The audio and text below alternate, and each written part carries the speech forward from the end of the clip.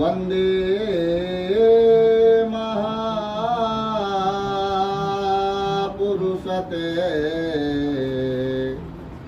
चरणारविंदम।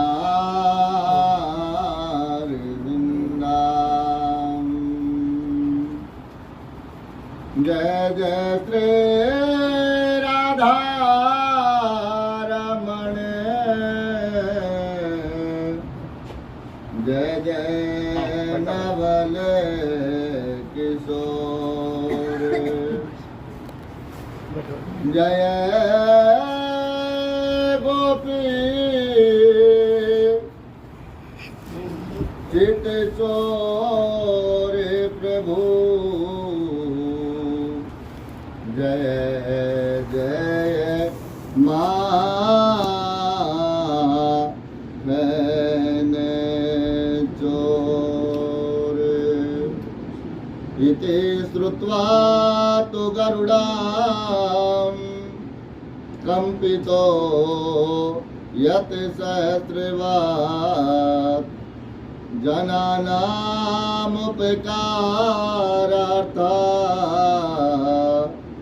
पुनः प्रपञ्च केशवः।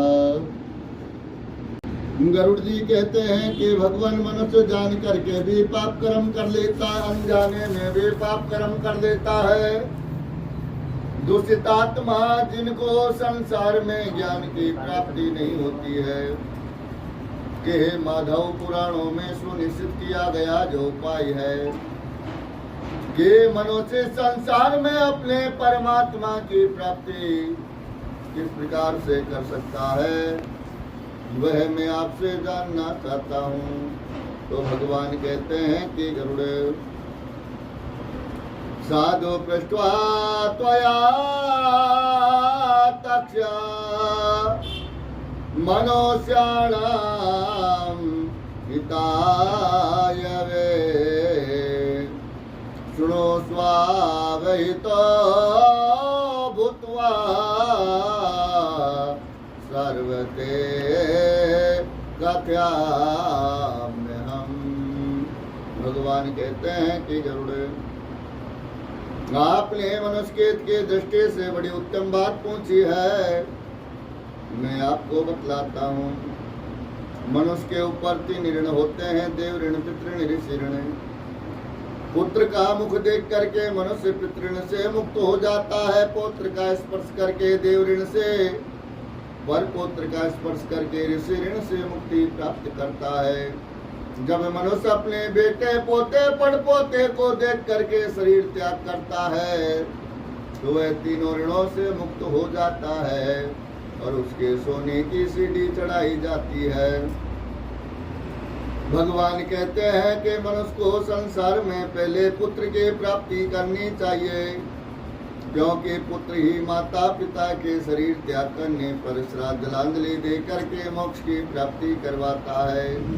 यदि किसी के पुत्र की प्राप्ति नहीं होती है, तो हरिवंश पुराण की कथा सुन करके, सत्संडी का यज्ञ करके, शिव की आराधना करके और मनुष्य को पहले पुत्र प्राप्त करना चाहिए, क्योंकि पुत्र ही अपने माता पिता को श्राद्ध जलांजलि दे करके मोक्ष की प्राप्ति करवाता है।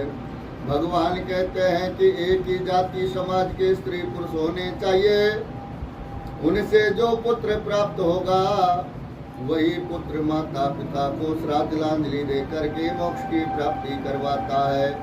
यदि अलग अलग समाज के स्त्री पुरुष होते हैं, उनसे जो पुत्र प्राप्त होता है वह वर्ण शंकर पुत्र प्राप्त होता है, और वर्ण शंकर पुत्र अपने पूर्वजों के 21 पीढ़ी तक के जो पूर्वज हैं, इनको अधोगति में डाल देता है। इसीलिए भगवान कहते हैं कि गरुड़ एक ही जाति समाज के स्त्री पुरुष होने चाहिए, उनसे जो पुत्र प्राप्त होता है वही श्राद्ध जलांजलि दे करके मोक्ष की प्राप्ति करवाता है। त्रेता युग में महोदय नामक के रमणीय नगर में एक बब्रुवान राजा रहता, धर्म परायण दानियों में श्रेष्ठ, लक्ष्मी में संपन्न, साधु पुरुषों की सेवा करने वाला, दया के भाव रखने वाला, यह राजा धर्म पूर्वक अपनी प्रजा का पालन करता और दंड देने योग्य अपराधियों को दंड देता। भगवान कहते हैं कि गरुड़े, ब्राह्मण के 6 कर्म होते हैं। दान लेना, दान देना, यज्ञ करना, यज्ञ करवाना, विद्या पढ़ना, विद्या पढ़ाना। वैश्य का कर्म होता है व्यापार करना, और क्षत्रिय का कर्म होता है खेत का व्यसन करना, और शूद्र का कर्म होता है तीनों वर्णों की सेवा करना। तो भगवान कहते हैं कि यह क्षत्रिय राजा धर्म पूर्वक अपनी प्रजा का पालन करता है और दंड देने योग्य अपराधियों को दंड देता है।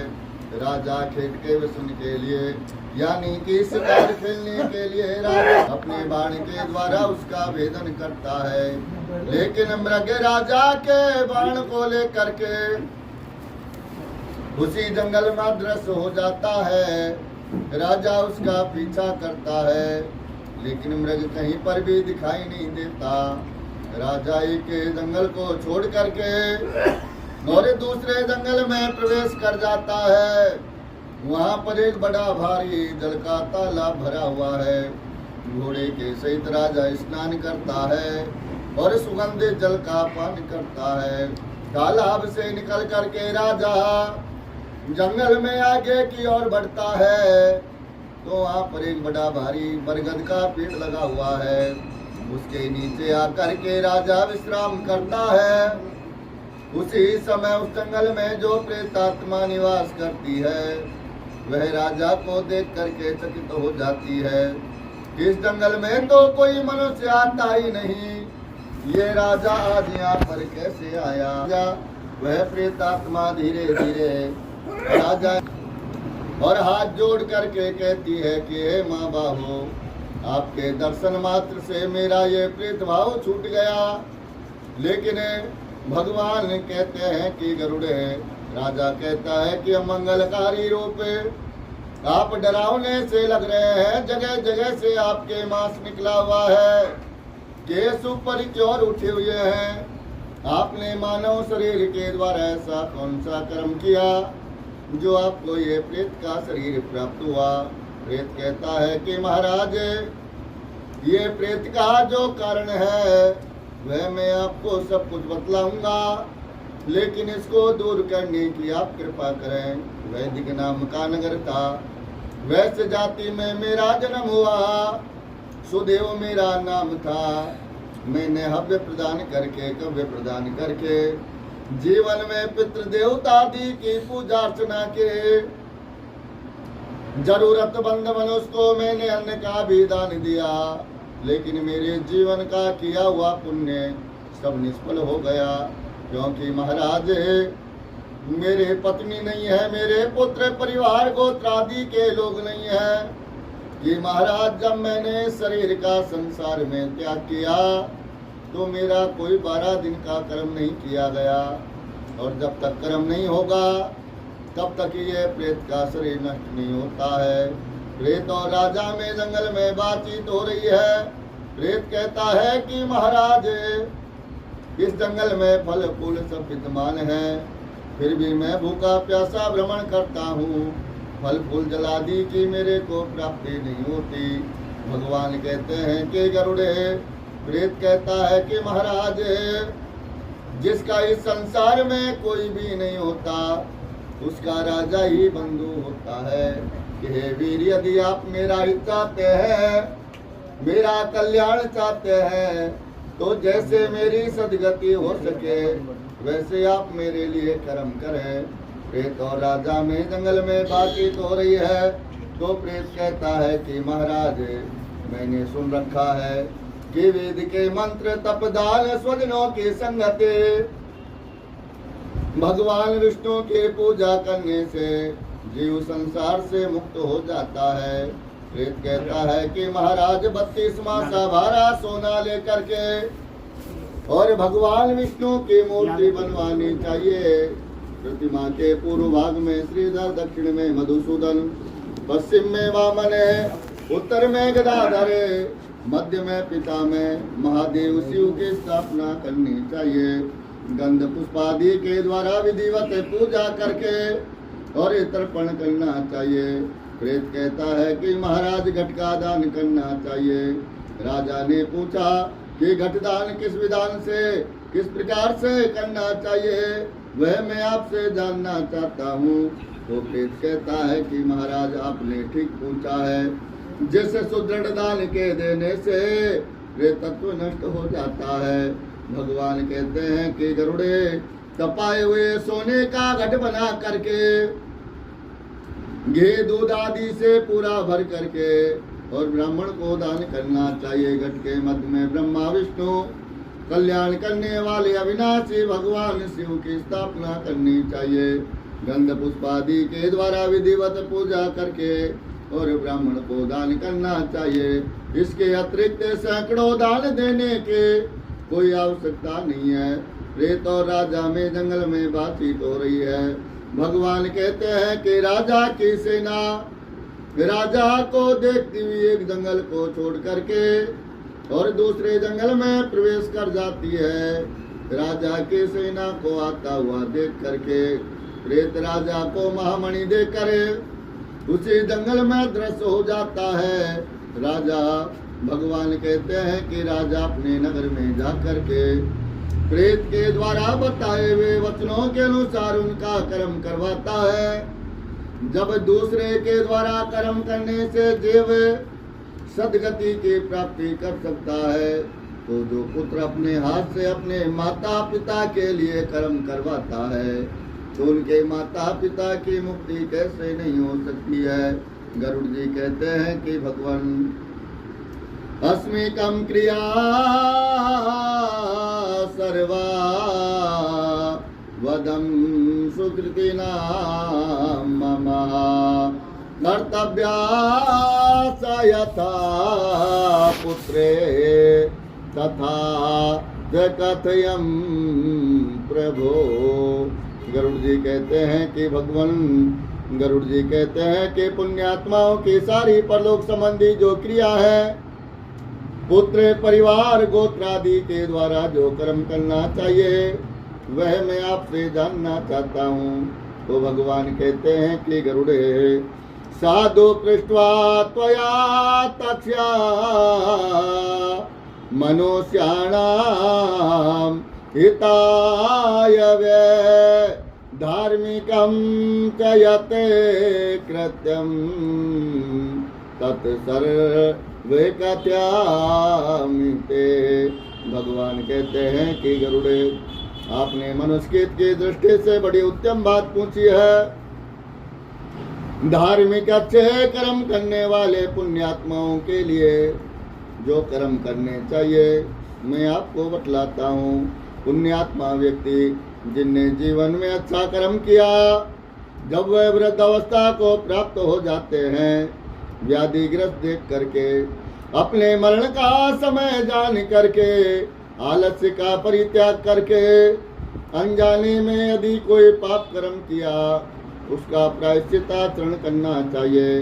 भगवान कहते हैं कि अंतिम समय जब पुण्यात्मा शरीर का त्याग करते हैं, तो जहाँ पर वह शरीर का त्याग करना चाहते हैं, वहाँ पर पहले गाय के गोबर से लेपन करते हैं, कुसा तिल बिछा करके भगवान विष्णु के सालग्राम के पूजा करके, अपने बंधु बांधुओं को, ब्राह्मणों को अनेक प्रकार से दान पुण्य करते हुए, भगवान नाम का स्मरण करते हुए, भगवान का चरणामृत तुलसी दल मुख में रख करके और पुण्यात्मा शरीर का त्याग करते हैं। क्योंकि अंतिम समय में जो भगवान विष्णु के नाम का स्मरण कीर्तन करता है, वह संसार के सभी पापों से मुक्त हो जाता है।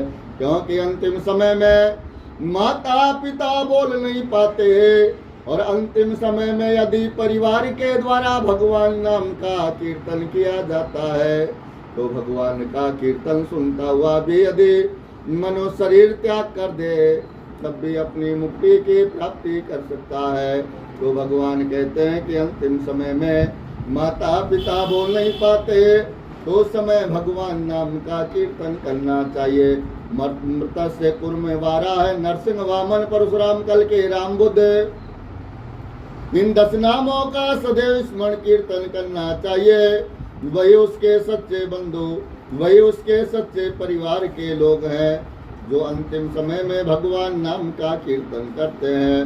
क्योंकि मरण सन अवस्था में जो भक्त अजामिल था वह त्रिकाल संध्या करता, 10-10 हजार माला रोज की निकालता।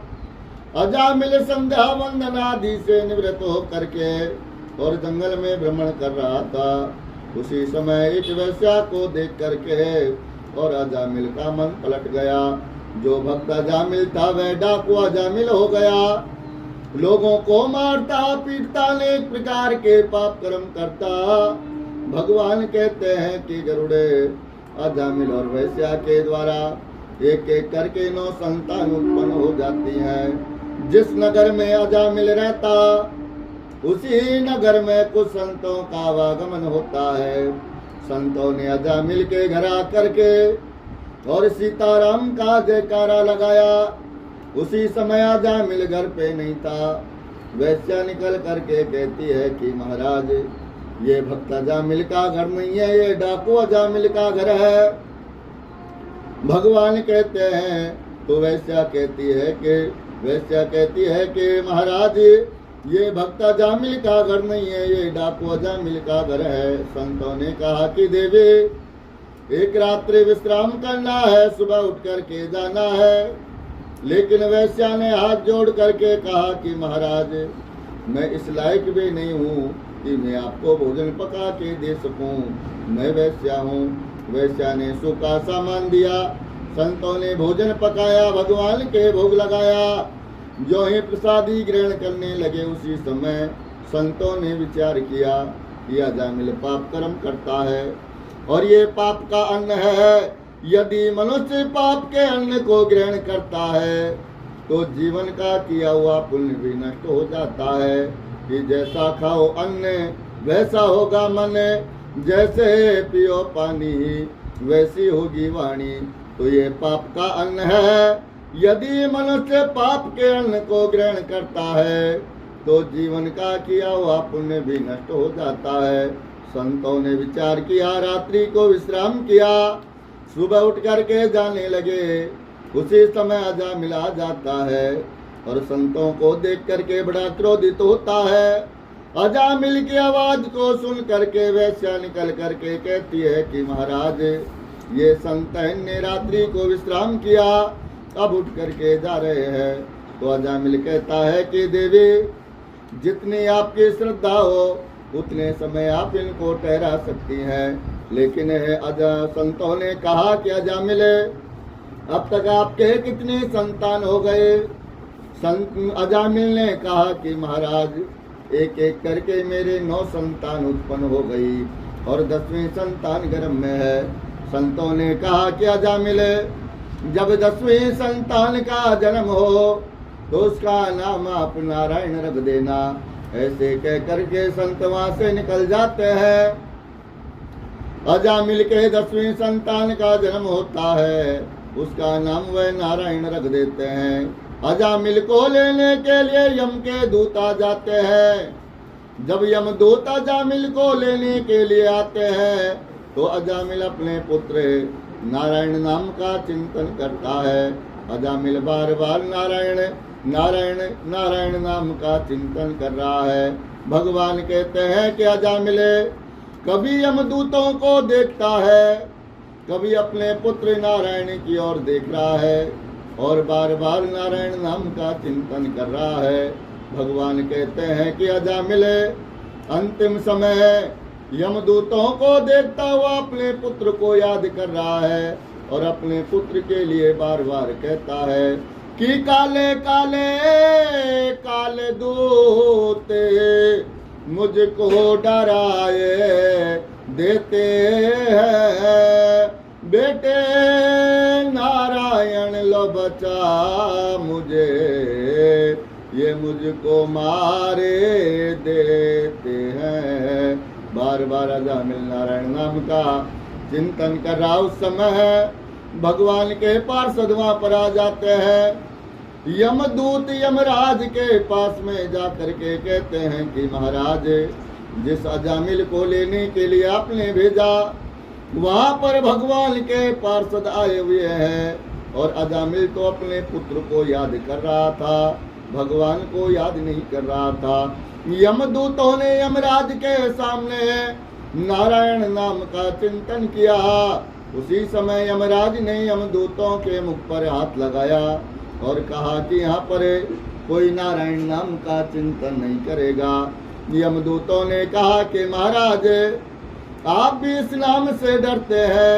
तो यमराज कहते हैं अच्युतम केशवम राम नारायणम कृष्ण दामोदरम वासुदेवम हरि श्रीधरम माधवम गोपिका वल्लभम जानकी नायकम रामचंद्रम भजे। के दूतों ये मृत्यु लोक है। अच्युत केशव राम नारायण कृष्ण दामोदर वासुदेव हरि श्रीधर माधव गोपिका वल्लभ जानकी नायक रामचंद्र का मैं स्वयं भजन करता हूँ।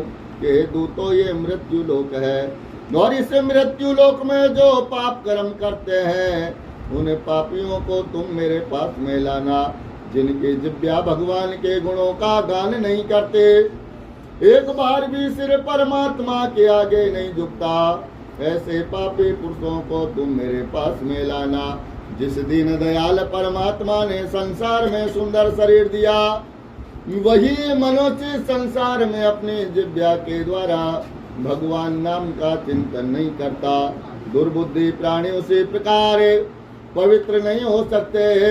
जैसे मदिरा के भरे हुए घड़े को यदि गंगा में डुबो दिया जाए तो अमृत नहीं बन सकता, लेकिन पापी पुरुष मेरी शरण में आ जाए तब भी संसार से मुक्त हो जाता है। भगवान कहते हैं कि गरुड़े भगवान कृष्ण के नाम का जीवन में बार बार चिंतन करना चाहिए। अंतिम समय में नंदन भगवान श्री कृष्ण है, जिनके आगे पीछे चलती हुई गायों को जो ब्राह्मणों को दान करता है वह पुण्यात्मा व्यक्ति वैतरणी नदी में शरीर प्राप्त नहीं करता है।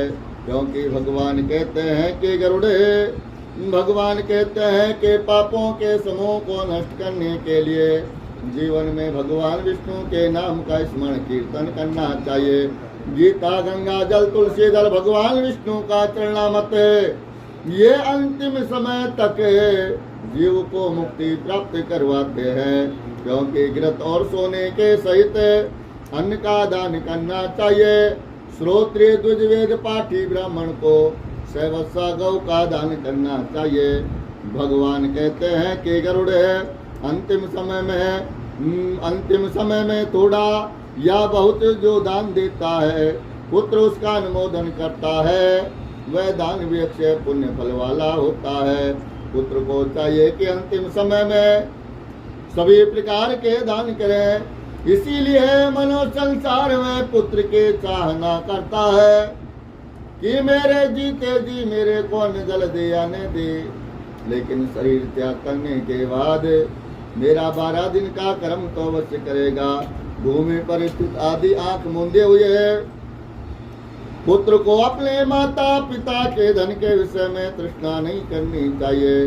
पुत्र को भगवान कहते हैं कि गरुड़े भगवान कहते हैं कि पुत्र के द्वारा दिए गए दान से जब उनके माता पिता जीवित है या शरीर त्याग कर देते हैं तो परलोक के मार्ग में उनको किसी प्रकार का कोई कष्ट नहीं होता है। जब तक माता पिता जीते हैं तब तक पुत्र माता पिता के हाथ से दान पुण्य करवाएं, और माता पिता शरीर त्याग कर देते हैं तो पुत्र को अपने हाथ से दान पुण्य करना चाहिए। आतुर काल में माता पिता की मृत्यु के समय सूर्य ग्रहण में, चंद्र ग्रहण में, मकर संक्रांति अमावस्या पर जो भी दान दिया जाता है उसका विशेष ही पुण्य फल प्राप्त होता है। भगवान कहते हैं कि तिल लोहा सोना कपाट नमक सब दान भूमि गौ, इनका एक एक का दान करने से मनुष्य में पवित्रता की प्राप्ति होती है। भगवान कहते हैं कि गरुड़े तिल 3 प्रकार के होते हैं। ये काले भूरे सफेद रंग के जो तिल है ये भगवान के पसीने से निकले हुए हैं और इन तिलों को देख कर के असुर दानव दैत्य भाग जाते हैं। लोहे का दान भूमि में हाथ रख करके देना चाहिए। यमदूतों के आयुधों को संतुष्ट करने के लिए लोहे का दान किया जाता है। ब्रह्मा आदि देवता ऋषिगण धर्मराज के सभासद है, ये सभी सोने के दान से संतुष्ट होते हैं। सोने का दान करने से जीव सत्यलोक में निवास करता है। रूपवान धार्मिक पुटातुल पराक्रम में राजा के रूप में जीव का पुनः जन्म हो जाता है। कपास का दान देने से यमदूतों से भय नहीं होता। लवण का दान देने से यम से भय नहीं होता। धर्मराज के तीनों द्वारों पर जो द्वारपाल खड़े रहते हैं उनके लिए सप्तधान्य का दान करना चाहिए। धान जौ गेहूं मूंग उड़द कांगुनी सतावा चना, ये सप्तधान्य कहा गया है। राजा से राज संचालन में अनेक प्रकार के पाप कर्म हो जाते हैं, तो राजा को भूमि का दान करना चाहिए। और जिनके पास में भूमि नहीं होती है उनको गौ का दान करना चाहिए। अन्य दानों का फल अल्प होता है, लेकिन भूमि का जो दान दिया जाता है उसका जो पुण्य है दिन प्रतिदिन बढ़ता ही जाता है। इसलिए भूमि के स्वामी को भूमि का दान करना चाहिए। और जिनके पास में भूमि नहीं होती है उनको गौ का दान करना चाहिए। भगवान कहते हैं कि गरुड़े, भगवान कहते हैं कि अंत धेनु का दान करना चाहिए, रुद्र धेनु का दान करना चाहिए, मोक्ष धेनु का दान करना चाहिए, फिर वैतरणी धेनु का दान करना चाहिए। शरीर मनवाणी के द्वारा जो भी पाप किए वह गौदान के द्वारा उनके सभी पाप नष्ट हो जाते हैं। बाल अवस्था में, कुमार अवस्था में, युवा अवस्था में, वृद्ध अवस्था में, प्रातः काल मध्याह्न में जो भी पाप कर्म किया जाता है वह सब गौदान के द्वारा उनका पाप नष्ट हो जाता है। भगवान कहते हैं कि गरुड़े, जीते जी एक गौ का दान, शरीर त्याग करने के बाद 100 गौ उनका जो दान दिया जाता है उनका पुण्य फल बराबरी प्राप्त होता है। एकाग्रचित होकर के संसार के मोह माया का त्याग करके और गौ का दान करना चाहिए। भगवान कहते हैं कि गरुड़े, भगवान कहते हैं कि सतपात्र जो ब्राह्मण गाय की सेवा कर सके ऐसे ब्राह्मण को गौ का दान करना चाहिए, जिससे कि पुत्र परिवार गोत्रादि को वांछित फलादि की प्राप्ति होती है। स्वाध्याय होम करने वाला, दूसरे के पकाए अन्न को न खाने वाला, स्वयं पाके ब्राह्मण रत्न पूर्ण पृथ्वी का दान लेकर के और दोष का भागी नहीं होता है। इसीलिए एक गौ एक ही ब्राह्मण को देनी चाहिए, बहुत से ब्राह्मणों को कदापि नहीं देनी चाहिए। यदि गौ बेची गई, बांटी गई तो दाता को धन पतन का कारण बन जाता है। सुपात्र ब्राह्मण होना चाहिए जो गौ की सेवा कर सके। सुपात्र ब्राह्मण को गौ दान करने से पुत्र परिवार गोत्रादि में वांछित फलादि की प्राप्ति होती है। भगवान कहते हैं कि काले अथवा लाल रंग की गौ, सोने के सिंह, चांदी के खुरे, कांसे के पात्र के दोहनी के सहित 2 काले रंगों के वस्त्रों से आच्छादित करके कंठ में घंटा बांध करके कपास के ऊपर सोने की यम की मूर्ति को स्थापन करना चाहिए। भगवान कहते हैं कि गरुड़ भूमि में गड्ढा खोद करके जल भर करके वहां पर ईख की नाव वहां पर डालनी चाहिए। गौ को वहां पर खड़ी करके गौ की पूंछ पकड़ करके और वैतरणी पार करने के लिए गौदान का संकल्प करना चाहिए। उसी समय कहना चाहिए कि हे ब्राह्मण श्रेष्ठ विष्णु रूप भूमि देवे, आप मेरा उद्धार कीजिए। मैंने अमुक नाम के ब्राह्मण को वैतरणी पार करने के लिए वैतरणी गौ का दान दिया है कि हे वैतरणी धेनु, जब मैं शरीर का संसार में त्याग करूं तो आप वहां पर मेरी प्रतीक्षा करना। मेरे आगे गौ हो, मेरे पीछे गौ हो, गौओं के मध्य में मैं निवास करूं। ऐसी लक्ष्मी देवी मेरे ऊपर कृपा करे। गौ यम की प्रदक्षिणा परिक्रमा करके और सब कुछ दान करना चाहिए। भगवान कहते हैं कि गरुड़े, भगवान कहते हैं कि इसी विधान से जो वैतरणी धेनु का दान करता है वह पुण्यात्मा जीव धर्मराज की सभा में जा करके विराजमान हो जाता है। भगवान कहते हैं कि गरुड़े, भगवान कहते हैं कि वैतरणी गौ का दान करने से, वैतरणी गौ का दान करने से महामार्ग में वह नदी नहीं आती है। इसीलिए गंगा आदि तीर्थों में, ब्राह्मण के निवास स्थान में, सूर्य ग्रहण में, चंद्र ग्रहण में, मकर संक्रांति, माता पिता के द्वादश के दिन गौदान का विशेष पुण्य फल प्राप्त होता है। जब भी श्रद्धा उत्पन्न हो जाए, जब भी सुपात्र ब्राह्मण मिल जाए, वही समय पुण्य काल के लिए कहा गया है।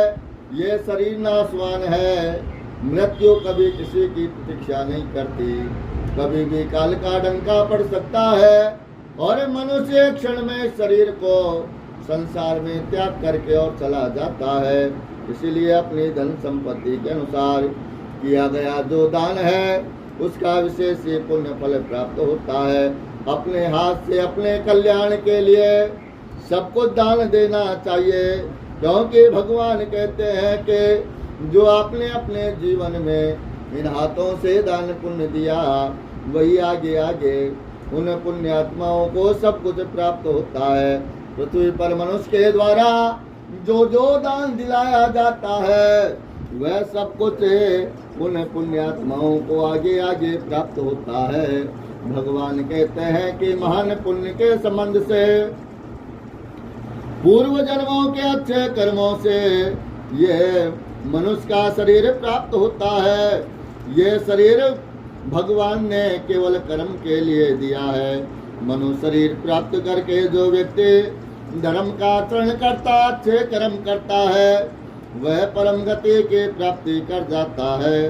धर्म को न जानने के कारण व्यक्ति संसार में दुख पूर्वक जन्म लेता है और मर जाता है। केवल अच्छे कर्मों के द्वारा, ज्ञान के द्वारा मनुष्य अपने जीवन को संसार में पवित्र करता है। जब तक मनुष्य को संसार का ज्ञान नहीं होगा तब तक इस संसार में अपने जीवन को पवित्र नहीं कर सकता है। भगवान कहते हैं कि धन, पुत्र, पत्नी, बंधु बांधव ये सब मनुष्य के पूर्व जन्म का कर्म है। उस पूर्व जन्म के कर्म से संसार में सबका मिलन होता है। एक एक करके संसार में आते हैं और एक एक करके संसार में शरीर छोड़ करके और चले जाते हैं। भगवान कहते हैं कि जीवित अवस्था में अपनी आत्मा ही अपना बंधु है। ऐसे मनुष्य को बार बार विचार करना चाहिए, चिंतन करना चाहिए। ऐसे जान करके अपने हाथ से सब कुछ दान करना चाहिए, क्योंकि भगवान कहते हैं कि मृत्यु कभी किसी की प्रतीक्षा नहीं करती है। जब मनुष्य शरीर का त्याग कर देता है तो इस शरीर को परिवार के द्वारा जला दिया जाता है। धन संपत्ति घर में छूट जाती है, बंधु बांधव शमशान में छूट जाते हैं। यह शरीर आग से जल जाता है, लेकिन आपके जीवन का किया हुआ जो भी अच्छा बुरा कर्म है वह उसका पीछा करता है, क्योंकि इस दुखपूर्ण संसार में कोई भी किसी का नहीं होता है। मनुष्य अपने कर्म के द्वारा संसार में आता है और कर्म भोग करके शरीर को संसार में छोड़ करके पुनः चला जाता है। माता पिता पुत्र पत्नी बंधु बांधव ये सब मनुष्य के पूर्व जन्म का कर्म है, और इस पूर्व जन्म के कर्म से संसार में सबका मिलन होता है। जैसे पानी पीने के लिए लोग प्याऊ पर इकट्ठे होते हैं और पानी पीते हैं और आगे चले जाते हैं, उसी प्रकार एक एक करके संसार में आते हैं और एक एक करके संसार में शरीर छोड़ करके और चले जाते हैं। भगवान कहते हैं कि पूर्व जन्म में आपने कोई अच्छा कर्म किया, पूर्व जन्म के अच्छे कर्म के द्वारा पवित्र कुल में जन्म लिया। धर्म से अर्थ की प्राप्ति होती है, धर्म से काम की प्राप्ति होती है और धर्म से ही मोक्ष की प्राप्ति होती है। इसीलिए जीवन में धर्म का आचरण करना चाहिए, धर्म के द्वारा जीवन अपने मनुष्य अपने जीवन को पवित्र कर लेता है। भगवान कहते हैं कि पत्रम पुष्पम फलम तोयम रत्नानि विविधानि च ग्रहणार्घ्यम मया दत्तम देहि में वांछितम फलम। भगवान कहते हैं कि पत्र पुष्प फल जल श्रद्धा के द्वारा भाव के द्वारा जो मनुष्य मेरे को अर्पण करता है तो मैं से आत्मा के साथ उसको स्वीकार करता हूँ कि भाव का भूखा मैं हूँ और भाव के सारे है और भाव से मुझको भजे तो भव से बेड़ा पार है। तो भगवान कहते हैं कि भाव के द्वारा जो मेरे को जो मनुष्य अर्पण करता है तो मैं से आत्मा के साथ उसको स्वीकार करता हूँ। भगवान कहते हैं कि जो पुत्र पृथ्वी पर पड़े हुए माता पिता के लिए दान दिलाता है वह धर्मात्मा पुत्र देवताओं के लिए पूजनीय होता है। जो पिता के निमित्त पुत्र के द्वारा दान दिया जाता है उससे 100 गुना पुण्य प्राप्त होता है। भगवान कहते हैं कि माता के निमित्त दान करने से 1000 गुना पुण्य प्राप्त होता है और बहन के निमित्त दान दिया जाता है उससे 10,000 गुना पुण्य प्राप्त होता है और भाई के निमित्त जो दान दिया जाता है उससे तो विशेष पुण्य फल की प्राप्ति होती है। दान देने वाला उपद्रवग्रस्त नहीं होता, नरक की यातना प्राप्त नहीं होती, यमदूतों से जीव को किसी प्रकार का कोई कष्ट नहीं होता है। आतुर काल में आतुर के उद्देश्य से जो पुत्र पौत्र सहोदर भाई बंधु स्वगोत्री स्वजन दान नहीं देते वह ब्रह्मत्या के पाप को प्राप्त करते हैं। बोलिए नारायण भगवान की जय। श्री कृष्ण गोविंद हरे मुरारे हे नाथ नारायण वासुदेवा। श्री कृष्ण गोविंद हरे मुरारी हे नाथ नारायण वासुदेवा। श्री कृष्ण गोविंद हरे मुरारे हे नाथ नारायण वासुदेवा। श्री कृष्ण गोविंद हरे मुरारी हे नाथ नारायण वासुदेवा। श्री कृष्ण गोविंद हरे मुरारे हे नाथ नारायण वासुदेवा। श्री कृष्ण गोविंद हरे मुरारे हे नाथ नारायण वासुदेवा। श्री कृष्ण गोविंद हरे मुरारी हे नाथ नारायण वासुदेवा। श्री कृष्ण गोविंद हरे मुरारे हे नाथ नारायण वासुदेवा। श्री कृष्ण गोविंद हरे मुरारे हे नाथ नारायण वासुदेवा। श्री कृष्ण गोविंद हरे मुरारी हे नाथ नारायण वासुदेवा। श्री कृष्ण गोविंद हरे मुरारे हे नाथ नारायण वासुदेवा। श्री कृष्ण गोविंद हरे मुरारे हे नाथ नारायण